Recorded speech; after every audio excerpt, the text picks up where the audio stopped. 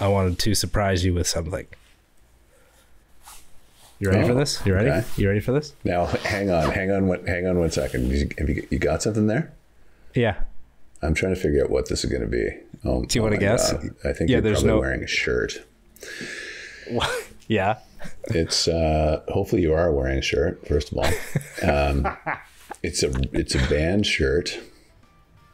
I can't imagine what's on the band shirt. Hopefully it's Judas Priest.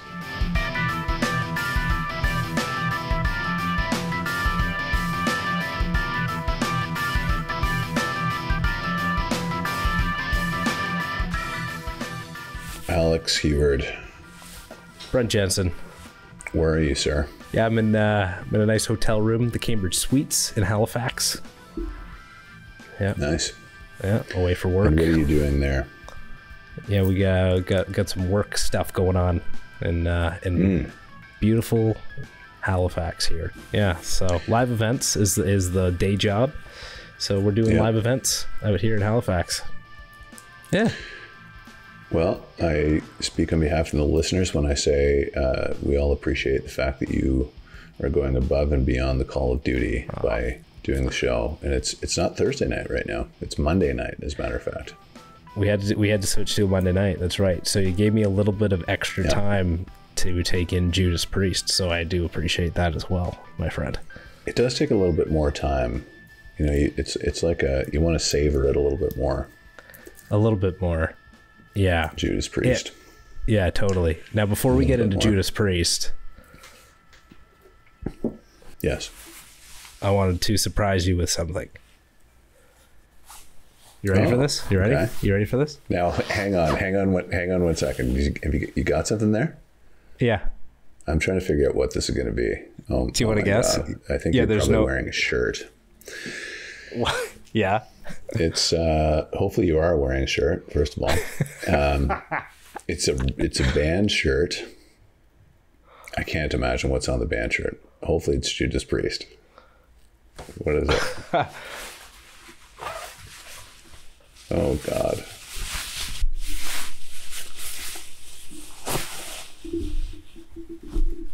Oh.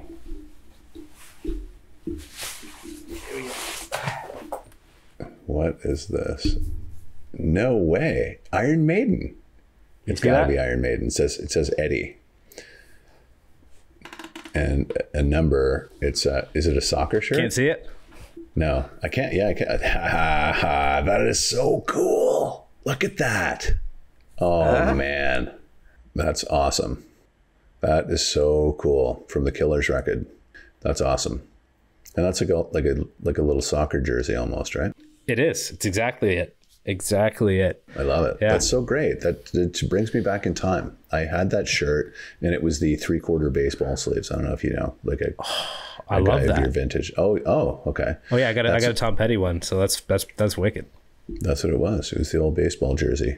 So it was black with white sleeves, and it had that same pattern, but it had Iron Maiden across the top in red and white lettering. Yeah. I wish I still had that shirt, man. So no, it wasn't a Judas Priest shirt, but I knew I had to come back better. Yeah, like I knew I had to come back after last week's episode and be like, yeah, I went and got this. So let's talk about Judas Priest's British Steel. All right. Yeah. So I you could have picked a number of Judas Priest records.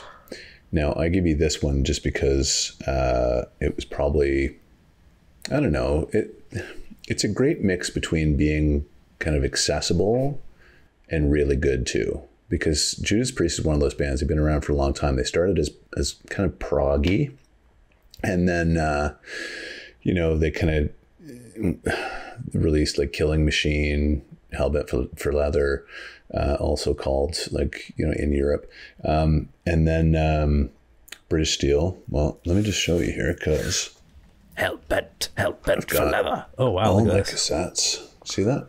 Nice. Holy smokes. Yeah. Look at you. That's wicked. Those are all my high school cassettes. Wow. Yeah. So British Steel is in there. Yeah. I had the most cassettes. I had like a bunch of cassettes, but like the most cassettes I had from a single band was Judas Priest. Awesome. That one. Look at that. Yeah. So good. And like it's funny, like looking at this, you know, it brings back so many memories, because I played this one a lot. But yeah, I did pick this one because, like, you know, they had Screaming for Vengeance, which is also here, which I really, really like. And that's probably one of my favorite Judas Priest albums. But I think that for you, this is probably right in the middle of the road, and it's probably the best one to start with. Okay. So now tell me, was that British Steel cassette you had, was that the UK or the US version? This is the that's a good question. What does it start with? It's the US version, and you know what I was just gonna say this. It starts with Breaking the Law. Right. So that's not the case anymore. If you look at this on Spotify, it starts with what? Oh, it starts with Rapid Fire. Rapid Fire. I was going to say, I just blanked on it. Yeah. Is what's Rapid Fire's second song on this. But it's totally different. This is the US version. Yeah. So I don't know why they did that again, right? We've had a lot of albums like that. So I just want to say really quickly, this one came out before that. This is called Hellbent for Leather. You can see it there. Oh, wow. But it's called Killing Machine everywhere else. That's right. You see? So that's very odd, because I would think, like, Killing Machine, I don't have that record. But for some reason, Hellbent for Leather. That's the record. Yeah. And I think that it has to do with US versus UK release. Okay. Yeah. So weird. So weird. The US, the UK releases. Just so weird. I don't get it. I think they anticipate the audience being different. I think that. Well, let me start by saying that either way, the album started off with the wrong song, no matter what. So what should it have started with? Steeler. Steeler should have started this album. All right? And we can get there. But Steeler, boom, okay. In my opinion. Just my opinion, folks. So Steeler on Spotify and on this one is the last song. Correct. Unless you're... I could see that, though, you know? Red, White, and Blue. But, yeah. No, you know what? Red, White, and Blue came much later. It's not on this cassette. And I think it was recorded during either Screaming for Vengeance or Defenders of the Faith. For some reason, it was put 85. I think it was recorded in 85. Oh, Turbo. Sorry, it was Turbo. This record. Yeah. Oh, look at this guy. He's got it. Yes. For some reason, it was recorded, and it's kind of like, I don't know. It's a bit weird, isn't it? It is weird. So I didn't mean that it should have started, but the version that I listened to, it finished with Red, White, and Blue. That's what I meant by, like, depending on what you listen to, that's what it ended with. But Steeler, I think would have been a great kickoff. I agree with you, but you know, it's funny because listening to that cassette as much as I did, because it was the last track on the album, and I was so excited to kind of get, you know, to the first song of the album, play it over again. I often overlook that song. But I see what you mean, because it's like up tempo, and I don't really think about it that much. It's kind of funny. Yeah. No, so where do we want to go here? Do you want to go to me, talk about what I thought about it? Do you want to yeah? Is that where you want to go? We want to start there? I want to hear what you have to say about this album. Okay. I I got to mind the rocks here. I was not a fan at the beginning. Oh. I didn't. Okay. I didn't like Rapid Fire. I didn't like Breaking the Law. I didn't like Grinder. Really? I got excited about this album at Metal Gods? Living. Oh. No, see, Metal Gods was interesting. It's a weird song. It's a weird song on this album. I think it's a weird song for this band. Okay. For me, it was You Don't Have to Be Old to Be Wise. That was like the first song where I got like super stoked. And then Seriously? Yeah, and then Living After Midnight was another fantastic song. The Rage is cool. But then, yeah, like Steeler. Yeah, those were the songs that got me excited. It took me a while to get into this album. And even after listening to it, as I listened to it a lot, because I really wanted to try to like this album. And I am still not sure that I like the majority of the songs on this album. That is, yeah, no kidding. Wow. I might throw a rock at you for that. Stop it. Get out of here. I know. No, I totally get, I understand, because it's before you listen to the record, you think like Judas Priest and you think like heavy metal right off the bat, right? And then if you don't know any better, you might hear Living After Midnight or Breaking the Law or both and say, it's kind of a little bit poppy. It's a little bit commercial. It's not really heavy metal. And then maybe your kind of barometer is a little bit off and you don't really know what to expect and you're put off a little bit. I can see that. So what I did though is I went back and I listened to the stuff before this to hear what was. Yeah, I did. I went back. I listened to. Well, I went back and listened to Rockarola. I went back and I listened to Sins Not Sinners and what Sad Wings of Destiny. Oh, Sin After Sin, that's it. And Sad Wings of Destiny and Killing Machine. And I'll tell you what, Killing Machine was fucking fantastic. Hellbent for Leather. You know what? So I would love to do that one too, because there are a lot of great songs on this. I'd be happy to talk about that next episode. So we can set it up here that we'll do Hellbent for Leather / Killing Machine next episode. Because I really dug that one.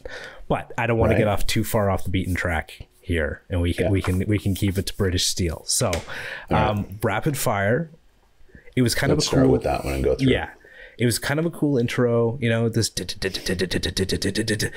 then Halford's voice actually really caught me off guard. It kind of like, and when I went back and I listened to some of their old stuff, and I'll be honest, some of their old stuff really sounded like Black Sabbath. Like that was very much an Aussie sound from their old stuff. That's what it sounded like to me. You thought that people were going to throw rocks at you before. Compare Halford's voice to Ozzy's voice and watch the rocks fly. Wow. Halford is considered, he's considered one of the greatest vocalists, if not in heavy metal history. But I completely agree with that. But this is their earlier stuff. I felt like they sounded like Sabbath. I felt like the production sounded like Sabbath. And like early Halford sounded like Sabbath.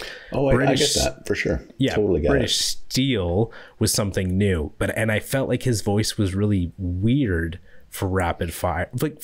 And I feel like it kind of differs from song to song a little bit. So one interesting point about that, this is a departure, right? Hellbent for Leather was a little bit of a departure from the albums that you named before, especially like Sad Wings of Destiny. They had very long songs on there that were proggish.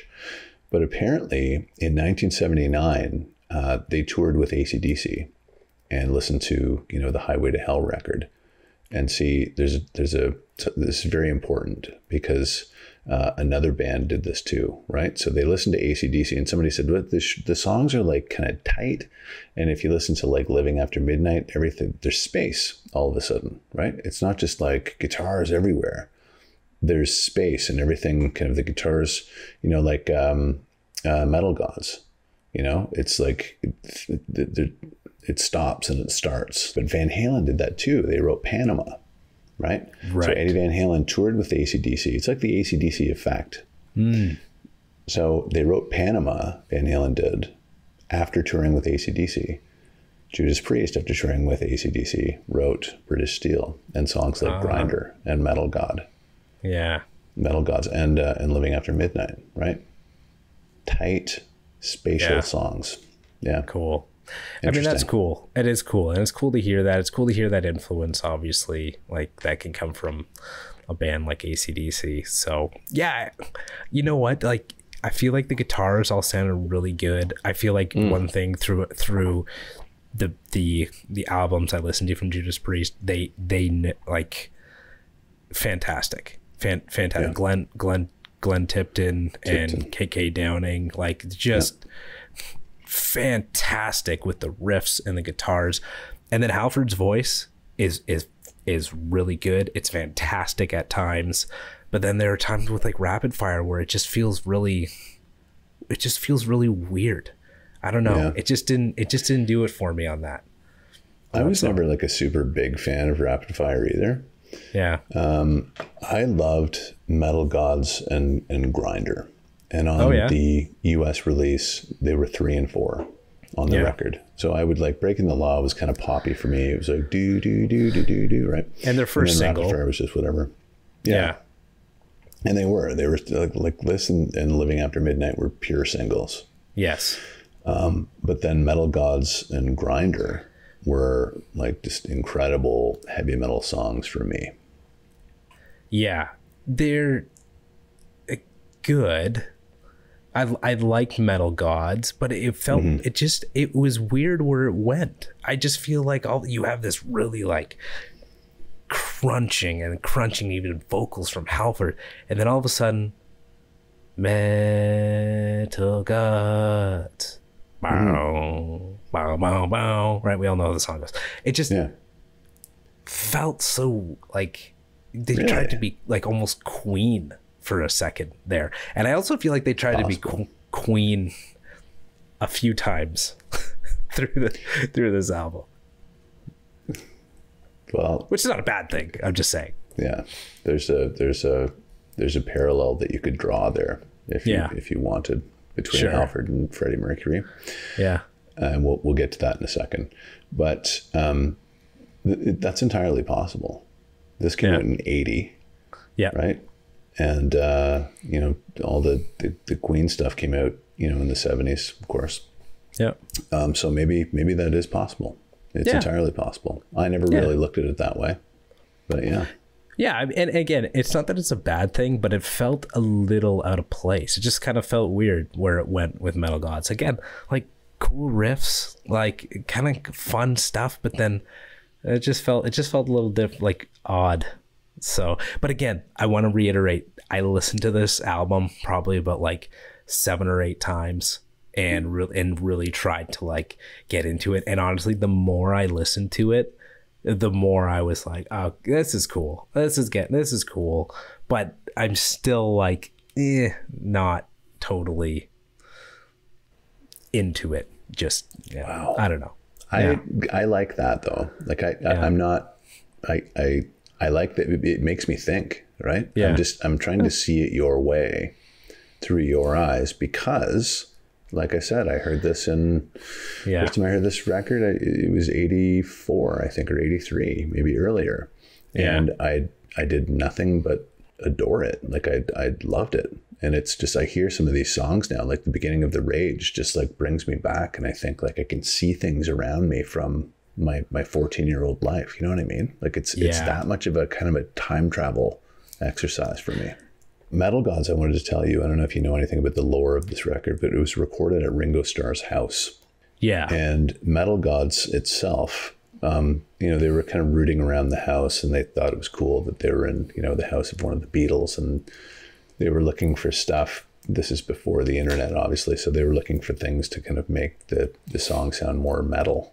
Right. And they found a tray of cutlery in Ringo Starr's kitchen. And to make it sound like these Metal Gods were marching, you can hear at the end, you hear, that was Rob Halford dropping the tray of cutlery on the floor in front of a microphone. So cool. Like 50 times. Yeah. Isn't that neat? Totally, man. And then what's even cooler about that is that, when you really think about it, that's Ringo Starr's Forks and Knives that you hear on a Judas Priest record. Totally. That's the ones unreal. he used to eat. Yeah. I think that's so funny. Tittenhurst Park. Yeah. And the pool cue, they used the pool cue for what, the whip cracking and things like that. They did. Yeah. Well, just I think there's a sound that's supposed to sound like a sword, and they put it in front of the microphone and went. Whoosh, something like that. Yeah. There's all kinds of stuff in Breaking the Law. There's like they had milk bottles delivered and they smashed those to make it sound like a window was breaking. Yeah. Yeah. You know what? It's a heavy metal album. Like it is, you know what I mean? Like whether you like, whether I like the way that the songs are composed or the melodies of them, it doesn't matter. It is a heavy metal album. Like it's the whole breaking the law thing. Like people go to a metal concert to sing about breaking the law. They to sing about metal gods, you know, like it's a heavy metal album. Like there's no way around it. Exactly. And this album influenced everybody that you can imagine. You know, Metallica loves this record. A lot of big bands that you heard later loved this record. It makes me wonder though, because like I listened to Killing Machine and like it is, man, there's everything on that album, which is why I find it interesting. But I guess I like from what I could hear, this album was like an album where Priest really came into their own. Like this was something that, you know, having listened to their other stuff, they really sounded like other bands of the 70s. Whereas this was, you know, had you been a Priest fan prior to this and you heard this album, I think you could either be disappointed or excited about where they were going. But also as a new Priest fan, you could come into this album and be like, yes, Judas Priest, and maybe not even like their older stuff. Yeah. Yeah. And that was me to a degree. I didn't care much for like Sin After Sin and Sad Winks of Destiny because it was too proggy. It was almost not like Rush, but like Rush a little bit. You know what I mean? It was very involved and kind of drawn out to me. And I just like the quick kind of snappy stuff, right? The 3-minute tunes. And then after I get into that stuff, but I'm still not super familiar with those records, those old ones. But I love this. I love this, and I love everything that came after this. Yeah. And, you know, Killing Machine and Hellbent for Leather before that too. Yeah. It was really cool to kind of take a bit of a history lesson through with them. And get a bit of a sense, because again, like having listened to this and being a little disappointed with it, I was like, what came before this? You know, what am I missing here? What was it about this album that, and I guess it was the commercialization of their sound. You know, like you said, talk about a few of the songs being poppy, and you want to talk about a poppy song. United couldn't get any poppier or, you know, in my opinion, forcefully and like cheesy anthemic, in my opinion. Again, so almost like I've never liked it. I've never liked United, but it was like that was their kind of crowd sing along anthem, right? And you remember that Queen did this on Sheer Heart Attack, right? So before they had We Are the Champions and We Will Rock You, you know, they tried it too. And it's almost like Judas Priest wanted a song like that too. So they wrote this one so that, you know, they could have something that the crowd could sing along with. But it wasn't their first time doing that. Look at it's a little too obvious. Take on the World from Killing Machine is like, it's like they were trying this. They were trying this before, you know, and I had mentioned that Red, White, and Blue as well. Like I know that was recorded later and put on this as like a bonus track, but again, another thing where you're trying to get people to sing along to it. It just that stuff felt really forced to me and felt out of place and kind of corny. I kind of jumped over Grinder a little bit, but that's one of your favorites, eh? Oh yeah, Grinder and Metal Gods. See, that's the funny thing when you start fooling around with the tune stack like this. I know this album. And maybe that's a bad thing, I don't know, but like I can't imagine these songs in any other order. So when I heard this on Spotify, I was like, you can't put Grinder like fourth, you know, without Metal Gods being in front of it. Like it's very odd. Metal Gods is second on Spotify. So I don't know, like songs fit together.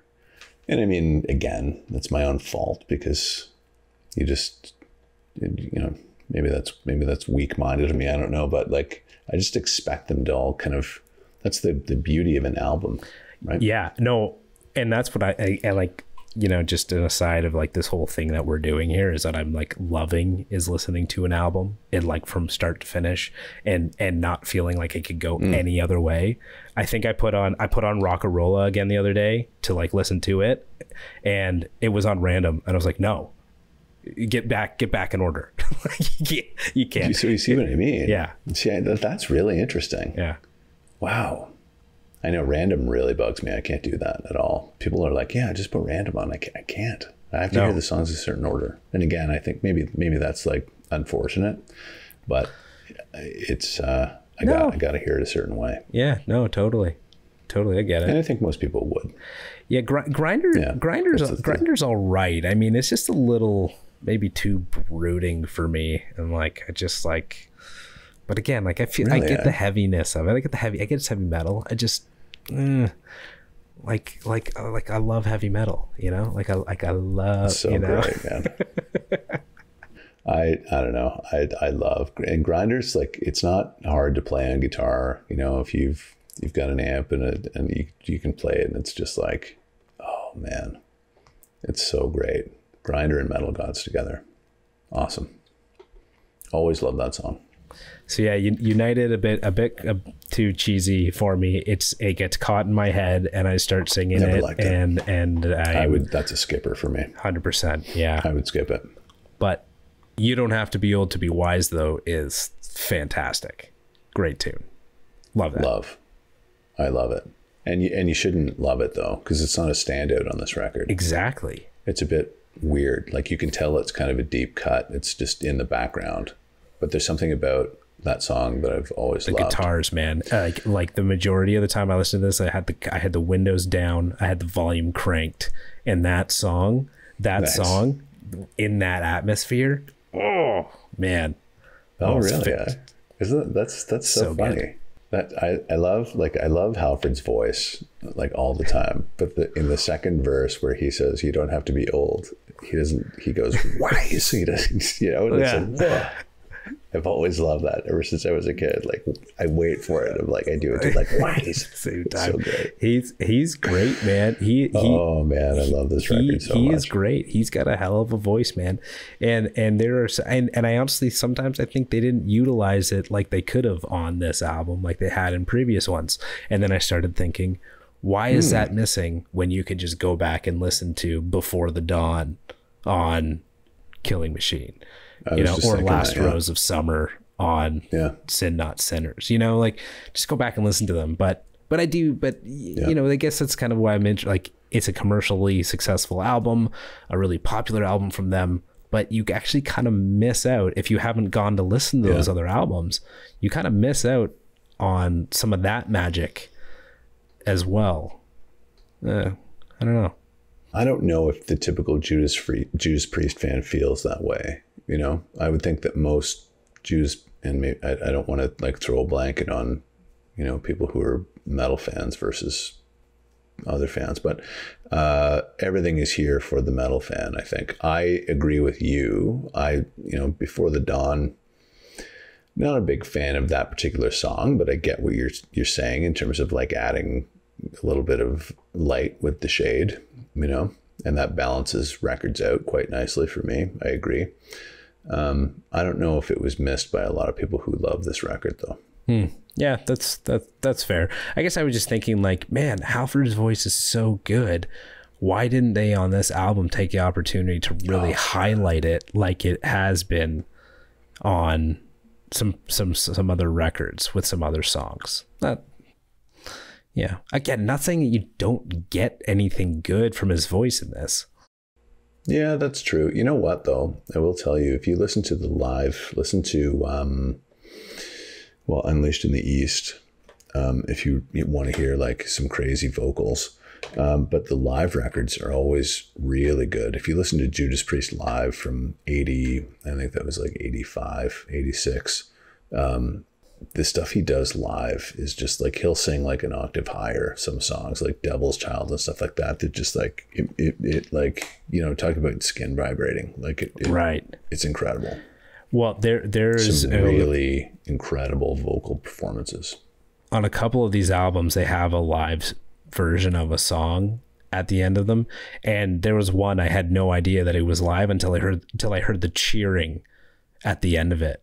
Like, that's how good it was. It was like I had no idea that it segued into a live version of a song. Oh, I know. He's an incredibly gifted vocalist. It's like it's almost freakish how high he can sing and the control he has when he's up there.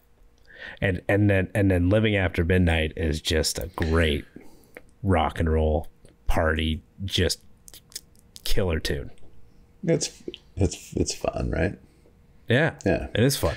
Yeah. It's almost like it's in the vibe of like a Wild Thing or like a Walking on Sunshine kind of, just the simple like do do do do do do do. Even like I think it's 4 chords, maybe it's 3.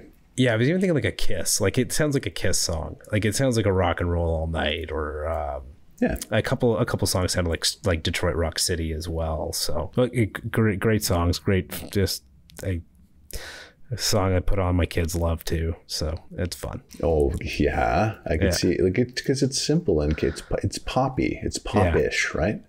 Yeah, definitely.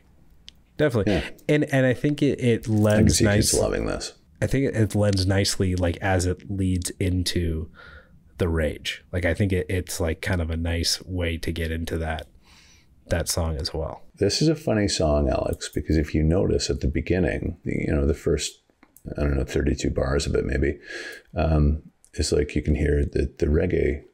That's right, reggae. When I was a kid, I didn't realize that. Yeah, but and then it obviously they just kind of the wheels fall off it and they just kind of go into the standard metal thing. Get back to what we know. Yeah. Well, that's it, right? It's almost like they're like, they start out with that and then they go but I used to use that as an example when I talked about the difference between hard rock and heavy metal, because a band like Judas Priest is so heavy metal that they don't swing even when they try with intros like The Rage, right? Like Aerosmith and Van Halen, you can hear that 1 2 1 2, but with Judas Priest it's just all ones. You know what I mean? They try, and they're not doing it on purpose. I mean, they give it a good go, but they're a metal band.